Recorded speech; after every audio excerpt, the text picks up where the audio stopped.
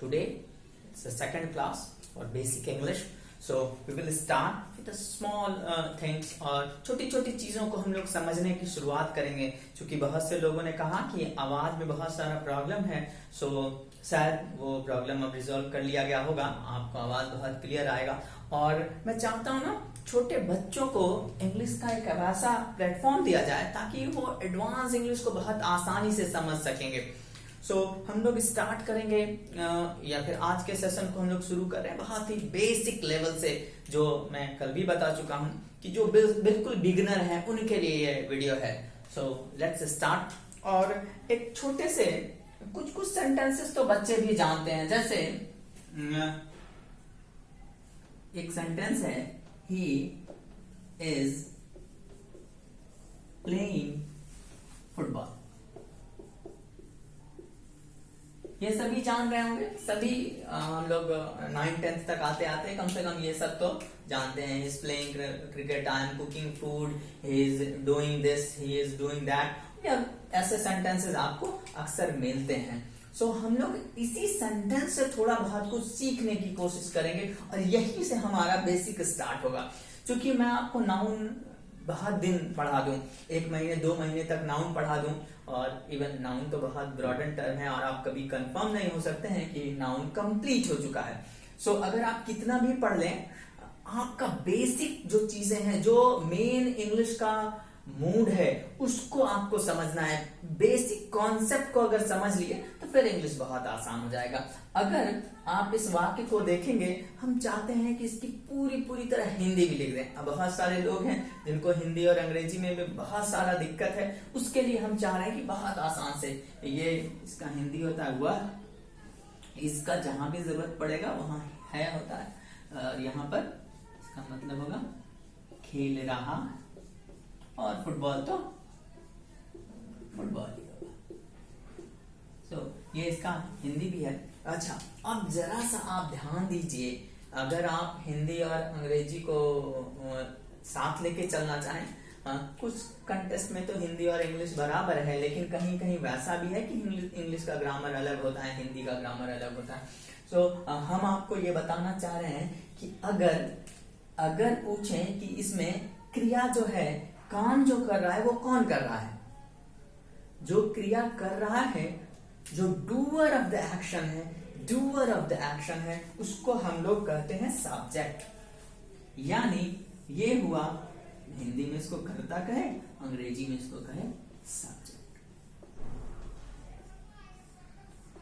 अच्छा, सब्जेक्ट कर्ता के अलावा जो भी पूरे वाक्य में बसता है, यानी हिंदी में ये सभी, इसको हम लोग हिंदी में कहते हैं विधेय.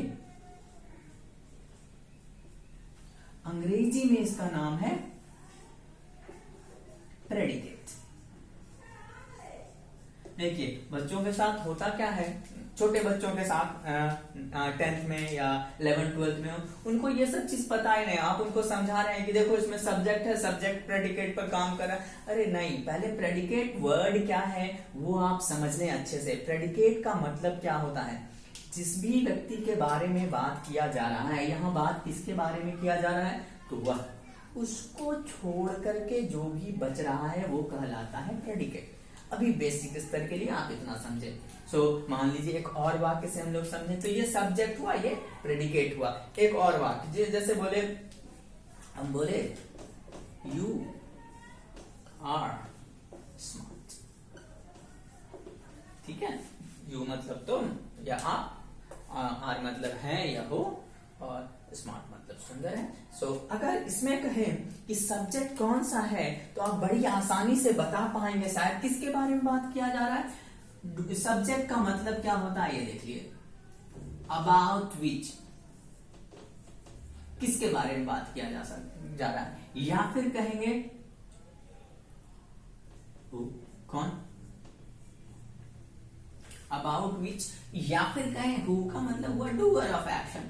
एक्शन का डूअर कौन है उसके बारे में अगर बताना है, तो क्योंकि पैसिव होगा तो डूअर नहीं होगा, उसमें अबाउट विच ही आएगा. किस चीज के बारे में बात किया जा रहा है, क्रिकेट के, फुटबॉल के. कभी नॉन लिविंग थिंग्स भी डूअर होते हैं. सो जैसे बोले कार हिट अ मैन, तो इस समय क्या कार कोई काम करने वाला है, नहीं.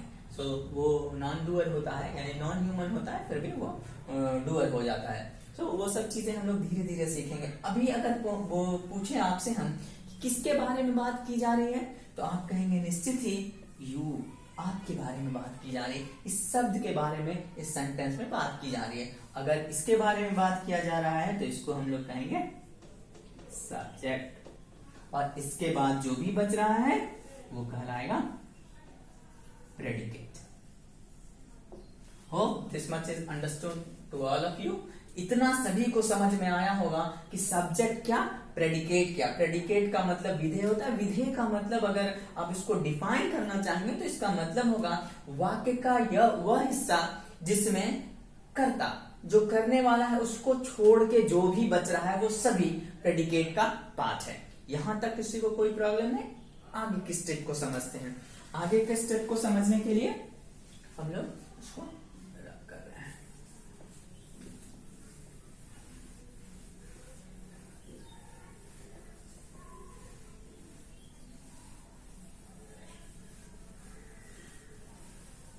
अब आइए एक और वाक्य से हम आपको और बहुत अच्छे से क्लियर करना चाह रहे हैं। My brother cooks tasty food। ये एक वाक्य है। अगर हम कहें किसमें सब्जेक्ट कौन सा है, तो कौन सा सब्जेक्ट होगा? कौन सा होगा? My brother. पूछेंगे किसके बारे में बात किया जा रहा है, तो मेरे भाई के बारे में। ये हो गया सब्जेक्ट। इसके बाद का जो हिस्सा बच रहा है वो क्या कहला रहा है? निश्चित ही वो कहला रहा है प्रेडिकेट पार्ट। प्रेडिकेट पार्ट भी बोल सकते हैं, प्रेडिकेट भी बोलते हैं। सो आप आसानी से इसको समझ सकते हैं। ये सब्जेक्ट है, ये प्रेडिकेट है। अब देखिए सब्जेक्ट में तो दो वर्ड है। अगर कहें कि इसमें मेन सब्जेक्ट वर्ड क्या है, तब आप चेक करेंगे इस एक्शन को करने वाला कौन सा वर्ड है, ये वर्ड या ये वर्ड। जो वर्ड एक्शन को करने वाला है उसको हम लोग नाम दिए हैं सब्जेक्ट वर्ड। यानी इसमें कौन सा वर्ड काम कर रहा है? ब्रदर। तो ये हो गया सब्जेक्ट वर्ड, या फिर इसी को हम लोग कहते हैं मेन सब्जेक्ट। बिल्कुल इत्मीनान से समझिएगा। अगर आप इन सब चीजों को समझ गए तो आपको इंग्लिश समझ में आने लगी। बुक में, ग्रामर के बुक से भी लोग पढ़ते हैं इंग्लिश बहुत आसानी से, लेकिन ये सब चीजें आपको उसके पहले जाननी चाहिए। अक्सर लोग इन सब चीजों में चूक करते हैं या फिर नहीं समझ पाते हैं, तो उनको इंग्लिश को समझने में बहुत दिक्कत होता है। हम ये बता रहे हैं कि अगर ये वर्ड डूअर है तो इसको सब्जेक्ट वर्ड कहे। इसके बाद जो वर्ड सब्जेक्ट में बच रहा है उसको हम लोग कहते हैं extension of subject.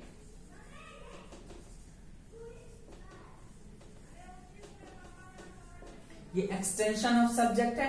Extension of subject को हम लोग एट्रीब्यूट भी बोलते हैं।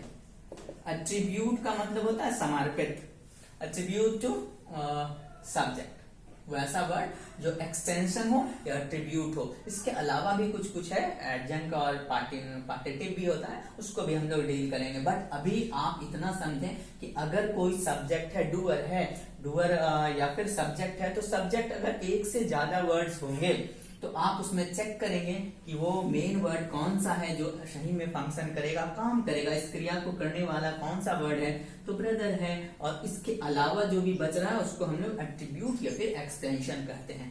अगर दूसरे सेगमेंट में इसी तरह आप प्रेडिकेट में देखेंगे तो प्रेडिकेट में या तो समय, या तो स्टेट, या तो एक्शन। आप जरा इंपॉर्टेंट चीज के बारे में समझिएगा। वर्ब वो होता है जो एक्शन बताए, या फिर स्टेट बताए। एक्शन, स्टेट या फिर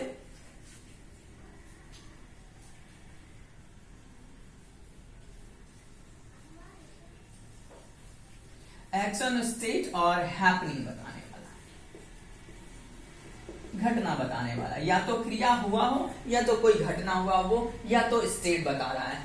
ये स्टेट, एक्शन और हैपनिंग, इस तीनों में से जो चीज बताता है, यहाँ पर अभी हम लोग एक्शन को लेके चल रहे हैं। पहले एक्शन समझ लीजिए, फिर स्टेट भी आपको समझ में आएगा, हैपनिंग भी समझ में आएगा। लेकिन अभी आप ये समझिए कि अगर कोई क्रिया होती है या फिर जिसके होने में टाइम लगता है, वर्ब का एक जनरल मीनिंग ये भी होता है time taking word. Time taking word है, जो समय ले रहा है वो वर्ड। तो अब देखिए, कुक पकाने में समय लगेगा, ऑब्वियस सा चीज है, तो इसको हम लोग कहेंगे वर्ब। और इसके अलावा जो बचेगा उसको हम लोग कहेंगे रेस्ट ऑफ प्रेडिकेट। इसको हम लोग शॉर्ट में ROP भी कहते हैं। सो हमको लगता है कि आप ये सारी चीजें बिल्कुल आसानी से समझ सके। एक बार मैं और रिकॉल कर रहा हूं इन सब चीजों को। जैसे ये वाक्य है, माई ब्रदर कुक्स टेस्टी फूड, मेरा भाई पकाता है स्वादिष्ट भोजन। सो अगर इसको हम लोग कहें कि किसके बारे में बात की जा रही है, जिसके बारे में बात की जा रही है वही सब्जेक्ट है, तो बात किसके बारे में की जा रही है, मेरे भाई, माई ब्रदर। तो माई ब्रदर हो गया सब्जेक्ट। इसके बाद जो भी पार्ट बचता है उसको हम लोग कहते हैं प्रेडिकेट पार्ट। अगर सब्जेक्ट के पार्ट में आप एक से ज्यादा वर्ड होगा तो उसको हम लोग चेक करते हैं। चेक करेंगे कैसे कि ये सब्जेक्ट है, ये काम कर रहा है क्या, माई वर्ड भी कोई काम कर रहा है, नहीं, माई तो जिसके साथ लगेगा वो वर्ड काम करेगा। माई मदर तो माँ काम कर सकती है, माई वर्ड तो काम नहीं कर सकता है। तो ब्रदर या मदर या फिर जो भी यहाँ रहा वो वर्ड हो गया सब्जेक्ट वर्ड या फिर मेन सब्जेक्ट। और अगर माई वर्ड क्या हुआ, माई वर्ड ब्रदर के बारे में बता रहा है, किसका भाई है, तो मेरा भाई है।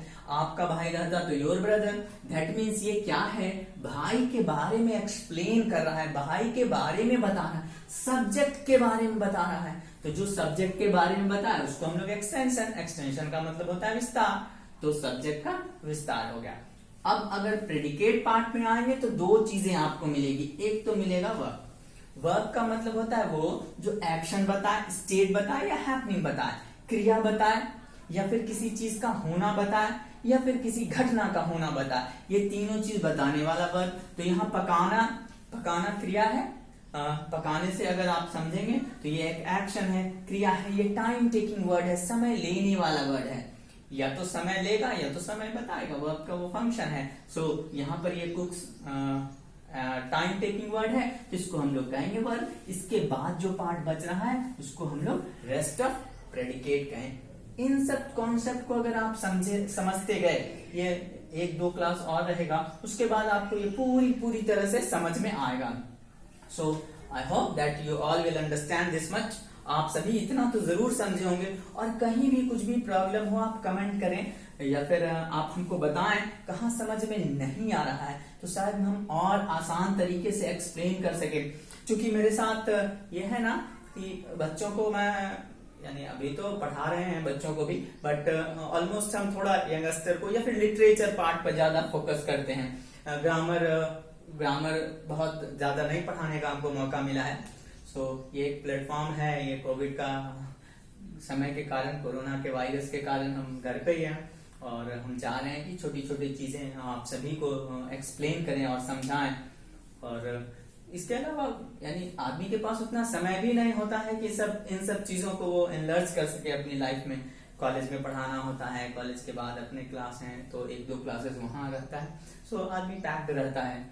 सो हम चाहेंगे कि आप सभी इसको लाइक शेयर करें, और मेरे मित्र का जो चैनल है योद्धा क्लासेस, उनको आगे बढ़ाएं। और ऐसे ही हम छोटे छोटे वीडियो से पूरे इंग्लिश को कवर करेंगे, जिससे आपका इंग्लिश पर पकड़ मजबूत होता जाएगा। अभी इन सब चीजों को आप रिकॉल करेंगे नेक्स्ट वीडियो कल। Thank you.